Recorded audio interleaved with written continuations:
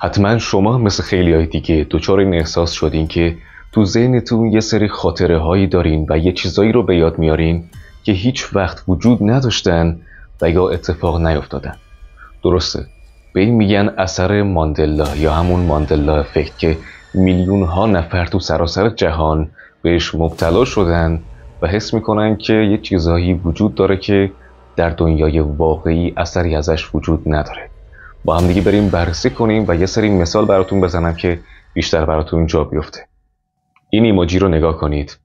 حتما خیلی از شما تو صفحات کیبوردتون این ایموجی رو دیدین و یا حتی ازش استفاده کردین، اما باید بگم که متاسفانه این ایموجی اصلا وجود خارجی نداشته و فقط توهم کاربران مجازی بوده که اسم می‌کردن این وجود داشته و جالبش اینه که خیلیشون هم توافق داشتن با هم دیگه که 100% این ایموجی وجود داره و ازش استفاده هم کردیم، اما این گونه نبوده. گزینه بعدی که میخوام بهش اشاره کنم از برند معروف کیتکته که حتما شکلاتش رو دیدین.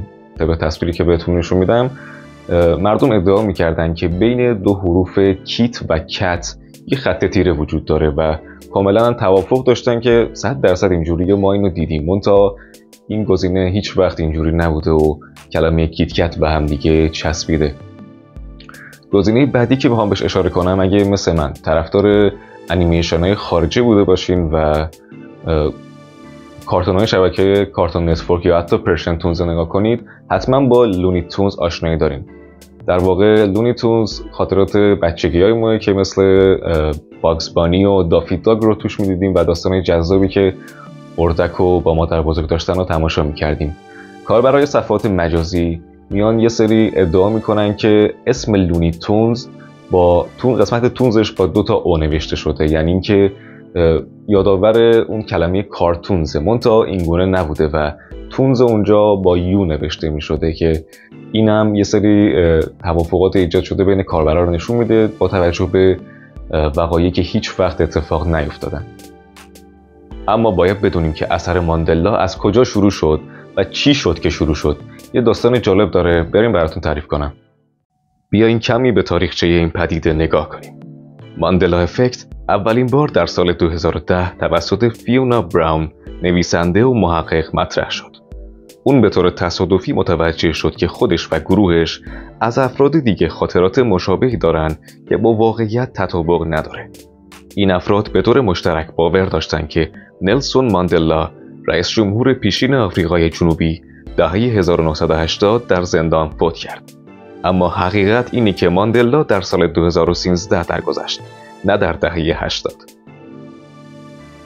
این اولین نمونه‌ای بود که فیونا با استفاده از اون این پدیده رو شناسایی کرد و بعد از بررسی بیشتر متوجه شد که میلیون‌ها نفر در سراسر جهان چنین خاطرات غلطی دارن. این اشتباهات به حد بیشایع بودن که اون تصمیم گرفت این پدیده رو ماندلا افکت نامگذاری کنه، چرا که این تأثیر رو به اشتباه مشابهی که در ذهن مردم نسبت به مرگ نلسون ماندلا وجود داشت نسبت میده. در واقع این پدیده به طور کلی مربوط به تغییرات یا تحریف‌هایی در حافظه جمعیه که در اون گروهی از افراد خاطرات مشابهی دارن که با واقعیت تطابق نداره. این به این معنیه که گاهی ما به طور مشترک اشتباهات حافظه‌ای داریم که در ظاهر واقعی به نظر میرسه، اما وقتی بررسی میکنیم میبینیم که واقعیت به طور کامل متفاوت بوده. پس چرا این اتفاق میفته و اینکه چه چیزی باعث میشه که این اتفاق بیفته و حتی آیا ذهن ما اونقدر غیر قابل اعتماده که این اتفاقا دارن میفتن؟ همشون برمیگردن به یه فرایند روانشناسی به اسم تاثیر گروهی که روی اثر ماندلا داره تاثیر میذاره و باعث میشه که افراد یه سری خاطرات مشابهی رو ایجاد کنن بدون اینکه خودشون حتی متوجه این قضیه باشن. در ابتدا باید بگیم که مغز انسان حافظه‌ای پیچیده و داینامیک داره. اون نمیتونه همه جزئیات یک رویداد رو با دقت کامل ذخیره کنه. به همین دلیل مغز ما گاهی اطلاعات رو بر اساس تجربه‌های قبلی یا حتی فرضیات خودش بازسازی میکنه. این بازسازی میتونه گاهی باعث بشه که ما خاطرات غلطی بسازیم. یکی از دلایل اصلی ماندلا افکت اثر همراستایی حافظه است. به این معنا که وقتی یک گروه از افراد به طور جمعی یا از طریق رسانه‌ها درباره یک رویداد یا جزئیات خاص صحبت می‌کنند، ممکنه حافظه‌های فردی شروع به همراستا شدن کنند و همه به اشتباه به یاد بیارن که چیزی واقعا به طور متفاوتی بوده. مثلا اگه همه از یه برند یا شخصیت صحبت کنن و به یک ویژگی خاصی اشاره کنن، مغز فرد ممکنه اون ویژگی رو به طور غلط به یاد بیاره. علاوه بر این، مقایسه‌های اشتباه هم یکی از عواملی هستند که تو این پدیده دخالت دارن. وقتی شما چیزی رو با چیز دیگه‌ای مقایسه می‌کنی که شباهت زیادی به هم دارن، این مقایسه ممکنه باعث بشه که یک تغییر تو حافظتون اتفاق بیفته و بعداً احساس کنید که همیشه درست به یاد داشتید. حالا شاید این سوال برای شما هم پیش بیاد که آیا حکومت‌ها و قدرت‌ها میتونن تأثیری روی ایجاد اثر ماندلا داشته باشن و یا نه؟ یه سری تئوری جالب راجع به این قضیه وجود داره و داره میگه که آره، حکومت‌ها هم تأثیراتی دارن روی اثر ماندلا و میتونن خاطرات دروغین و فیک ایجاد کنن. تو این تئوری مطرح میشه که دولت‌ها و سازمان‌های جهانی میتونن با استفاده از تکنولوژی‌ها و استراتژی‌های رسانه‌ای واقعیت‌ها رو تحریف کنن یا به گونه‌ای اطلاعات رو کنترل کنن که مردم در معرض تغییرات در حافظه جمعی قرار بگیرن. این تأثیرات میتونن از طریق تبلیغات، دستکاری رسانه‌ای یا حتی انتشار اطلاعات اشتباه صورت بگیره که باعث اشتباهات حافظه‌ای در گروه‌های بزرگی از مردم میشه. مثلا در دوران‌های مختلف تاریخی برخی از رژیم‌های تلاش کردند که تا حقایق تاریخی رو تغییر بدن یا بر روی چگونگی به یادآوری رویدادها تأثیر بذارن. این ممکنه به عنوان یک استراتژی برای کنترل جمعیت یا تغییرات نظرات عمومی استفاده بشه. در این صورت ماندلا افکت میتونه به عنوان یک نوع دستکاری جمعی دیده بشه که در اون واقعیت‌های تاریخی یا فرهنگی تحریف میشن تا یه روایت خاص تقویت بشه.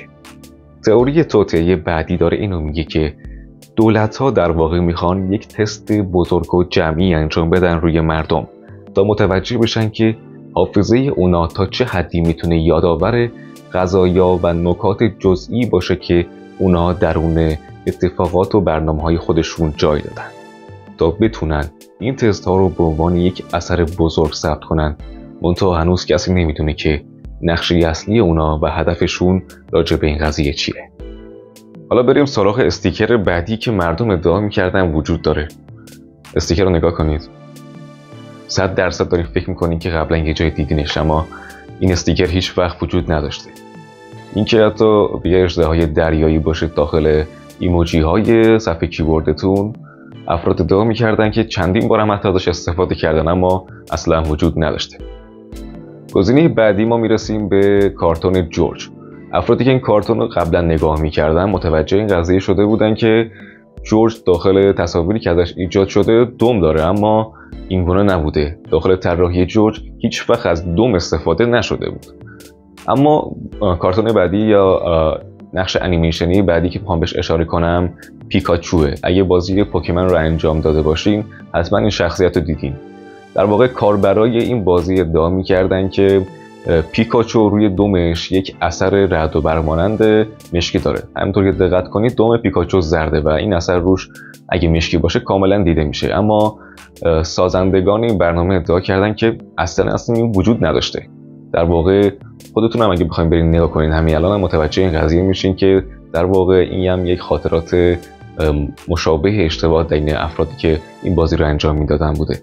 گزینه بعدی ما میتونیم به کره بادوم زمینی جیفی اشاره کنیم.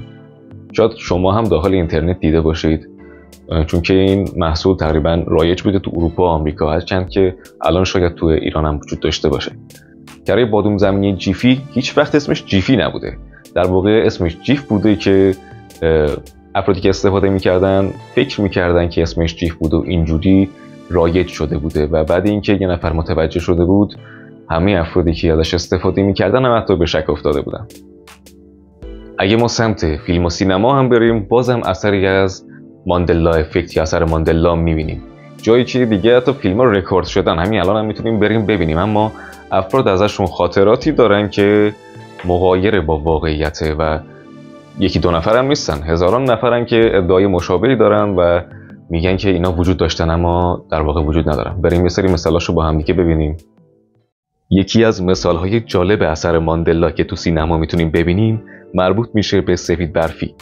خیلی از افراد به اشتباه یادشون میاد که جمله معروفی که مادر سفید برفی یا همون ملکه بدجنسی که وجود داشت میگه این بود که mirror mirror on the wall، یا ای آینه که رو دیواری، زیباترین فرد جهان کیه؟ در واقع تو این جمله از کلمه میرر استفاده شده، اما نه دوبار. یعنی تنها یک بار از کلمه آینه استفاده شده، منتها افرادی که اینو دارن به یاد میارن حس میکنن که دوبار استفاده شده. گزینه بعدی که باید بگیم راجع به فیلم سینمایی معروف استار وارز یا جنگ ستارگانه. یه جمله معروف توش وجود داشت که مردم فکر میکردن میگه لوک من پدرت هستم. در واقع تو فیلم The Empire Strikes Back وجود نداره. اون چیزی که بسیاری از مردم به یاد میارن که گفته لوک من پدرت هستم اشتباه رایجیه که به جای جمله اصلی که میگه No I'm your father، نه من پدرت هستم استفاده میشه. اما فیلم سینمایی آخری که میخوام معرفی کنم The Wizard of Oz یا بین ایرانی ها به جادوگر شهر اوز معروفه که یکی از معروفترین اثرهای ماندلا که تو بسیاری از ذهنها نقش بسته عبارت فرش قرمزه. بسیاری از مردم به یاد میارن که شخصیت‌ها تو جادوگر شهر اوز روی فرش قرمز راه میرن، در حالی که در واقع رنگ فرش تو این فیلم سبزه. این نوع اشتباهات در ذهن مردم شبیه به اثر ماندلاه که باعث تغییر تو حافظه جمعی میشه. اثر ماندلا نشون میده که حافظه انسان میتونه تحت تأثیر رسانه و فرهنگ‌های اجتماعی دچار اشتباهات جمعی بشه و همچنین نشون میده که با توجه به اشتباهات ساده و اشتباهات پیچیده‌ای که رخ میده، افراد میتونن یه سری واقعیت‌ها رو بپذیرن و اینا نشون دهنده اینه که ذهن و مغز انسان همیشه قابل اعتماد نیستش. اگه به این نوع محتوا علاقه دارید پس حتما باید کانال ما رو سابسکرایب کنید. ممنونم که امروز هم کنار من بودید. ادیاس.